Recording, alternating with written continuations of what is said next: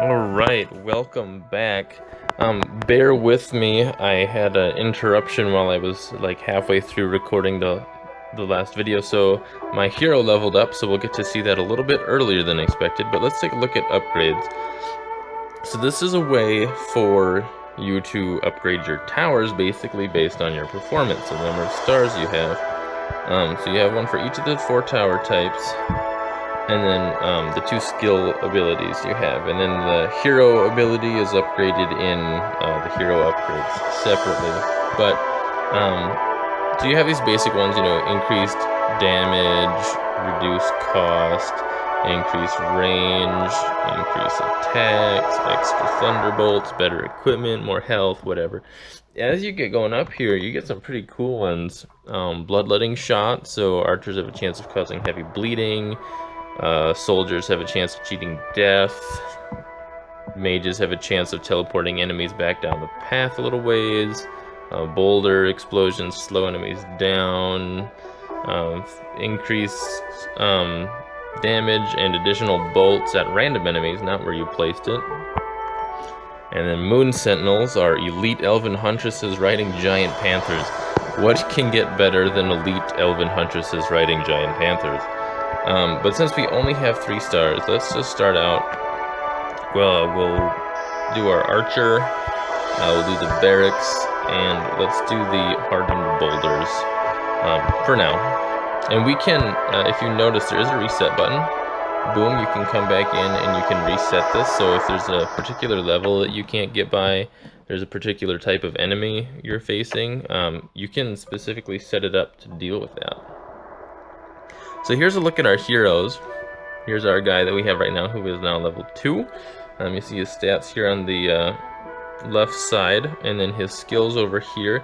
These are his skills for him, and then this one is the actual Arrow Storm, the hero skill ability that we get to use in game. So that's how we upgrade that one. I'm gonna look at. Let's actually take a look at these other guys quick. So you see here, we have him unlocked. We unlock Arvan at stage 4. We get Katha at stage 7, Raz and Rags at 10, and then Lilith at stage 15. So we get all of these 5 for free, and then any of these past here you can see 99 cents, and then it continues to go as you go across. Your price goes up for the different heroes. So that's kind of your free-to-play option, or not free-to-play option, I guess, because I had to pay money for the game. But you can get more heroes that way. So if we come back over to our guy, one of the first skills I want to give him is we have 4 points. It's a Porcupine. It deals 1 damage, up to 3 for each consecutive arrow. So each time he hits a character again, he's going to do more damage. I also want to give him the arrow volley, so he shoots 3 arrows in quick succession at any enemy in range. So those kind of couple really well together. So if he's hitting the same target and he has Porcupine, he's gonna be like rapidly increasing the amount of damage he's doing to that target. And then for survivability, we'll give him the Nimble Fencer. He has a 10% chance of dodging and then countering melee. So that's just gonna, when he gets into a scuffle, he's gonna be able to survive a little bit better. So let's take on the High Cross. That Null forward patrol was barely a practice fight. Our scouts have spotted a much larger band trying to cross the old bridge. We shall send them running back to their warrens, their numbers be damned. So now we'll have level 2 towers, which is awesome. And I'm gonna move our archer right into the middle. And I'm also gonna throw a barracks up here. As if you can kind of see, they're gonna come from these 3 paths on the right here. And then they're gonna come down these 2 lanes. So first, we're gonna kind of build our defenses along this this first little island, I guess you would call it here. And then my next plan is right in here. We're gonna put the boulder guys to help. By the light of the moon. That will help kind of weaken. It won't necessarily kill them, but it'll weaken the big groups that come through, and then archers can finish them off. So let's take a look at our tip. We can command our troops, which we already know, and we can upgrade. I think the first thing actually I want to do is upgrade our barracks, because level 2 barracks here with these elves gives them a bow, so they can start dealing with enemies at range before they even engage in melee combat. So that's just going to help them deal a little bit more damage ahead of time. I'm going to go ahead and drop an arrow storm back here, and then I'm going to call this in early. And if you've noticed, when you call in a wave early, you get a little bit of extra gold, depending on, the sooner you call it in, the better. So now these guys will have arrows and help take them out. You get extra gold when you call in a thing early, a wave early, and you also you get cooldown, so you get a couple seconds reduced. I'm gonna drop in some reinforcements off of your powers, which is really handy. So like here, I could drop this arrow storm in, and now if you watch, boom, I just got my reinforcements back. You do need to be careful with it. And here's just the strategy basics, basically saying to pin enemies between your towers, so that your towers have more time to do more damage. And we're going to upgrade these guys to get bows, and then we're going to start getting those stone circles set up. Let's see if we can see him launch his triple arrow attack. There he goes. Cool. Back the screen up just a little bit. And upgrade, let's see, we need 125 for our stone circles. It looks like down here is going to be the place we need it. And let's drop in. Oh, they can handle it. They can handle it. Tip: armored enemies. All right. So our first armored enemy. You can see on the bottom when you select them, it shows their health, the amount of damage they do, the armor they have. If this was a magic resistance, it would be blue, a blue shield.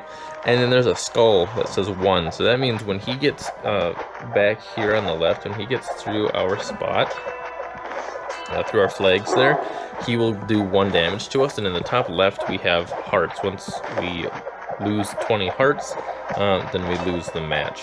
Certain enemies, especially the stronger ones later in the game, will do like maybe up to like 5 or more, depending on what they are. Sometimes I think there are some boss fights, and they might do like 10 or 15.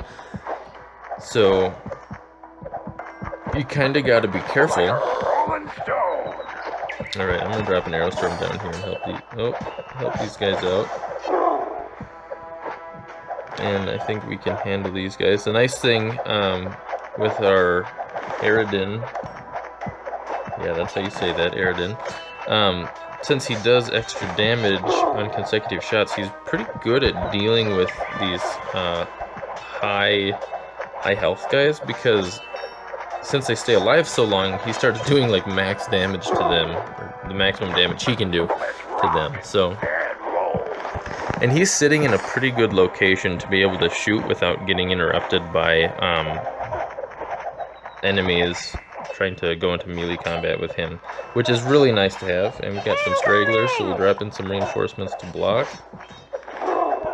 And we have our stone circles going to town. So then next we're going to upgrade our archer towers back here. I usually like to kind of work my way from the back forward upgrading, because they all kind of get funneled that way anyways. So, you know, if I upgrade these guys up here a lot, but then they get past them, they can't do anything. Or here's kind of the last stand, if you will.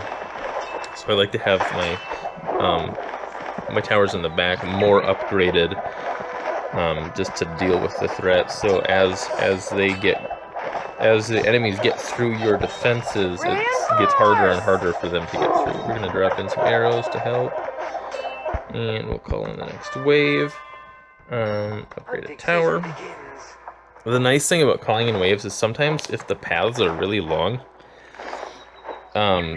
it actually just helps you speed the game up, because you don't have to wait for so long for them to walk all the way across the thing. And if you know your towers aren't preoccupied with something, like a lot of times it's worth it. Just you get a little bit of bonus, you speed it up a little bit.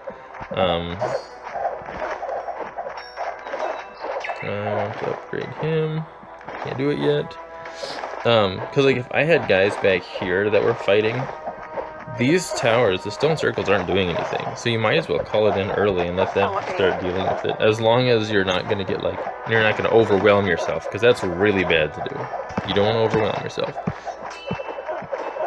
And these stone circles seem to be doing a really good job at just to get them to like half health before they even make it to the archers. So that's working out pretty good. We could drop in actually,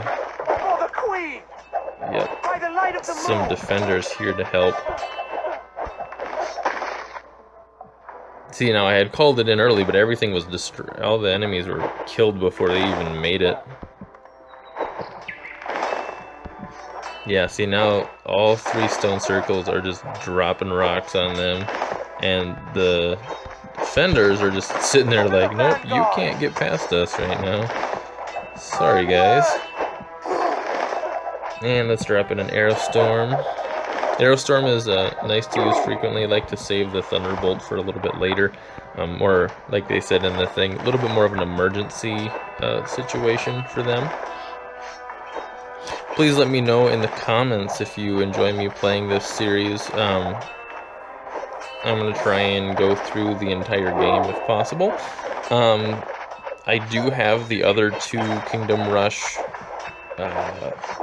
games, so the original Kingdom Rush and then Kingdom Rush Frontiers is the second one that they did. This is actually their 3rd game. Arrows, and let's lightning. Boom.